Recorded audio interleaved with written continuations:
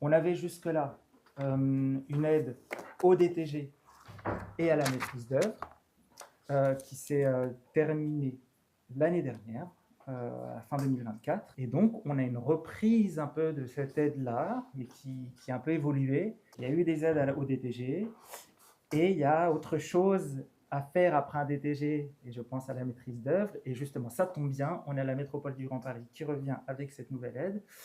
Et donc la voici telle qu'elle. Donc c'est une aide à la maîtrise d'œuvre uniquement, à la maîtrise d'œuvre conception, donc la première phase de la maîtrise d'œuvre. L'aide sera de 10 000 euros maximum. Donc, c'est un montant forfaitaire. Si la maîtrise d'œuvre conception est inférieure à 10 000 euros, ça sera moins, et sinon ça va jusqu'à 10 000 euros. En général, on atteint les 10 000 euros. Ça ne concerne, et ça c'est très important, que les copropriétés jusqu'à 50 logements. En plus donc de l'aide socle qui est de 10 000 euros par copropriété, vous avez un bonus. Le bonus études complémentaires. Donc c'est 5 000 euros en plus et qui peut concerner la production d'énergie décarbonée, le potentiel de végétalisation, la création d'un local vélo et le confort d'été très important qu'il est de plus en plus. Ce qui veut dire que l'aide maximum peut aller jusqu'à 15 000 euros par copropriété. Il est toujours obligatoire de passer par l'espace France Rénov local, donc à savoir nous pour les villes de Paris-Ouest La Défense, pour préqualifier le projet de rénovation et de le valider. C'est uniquement pour les projets qui vont vers les 35% de gain énergétique, mais pour certaines exceptions, on peut se contenter des 15% de gain énergétique. Il faut là aussi toujours passer par des entreprises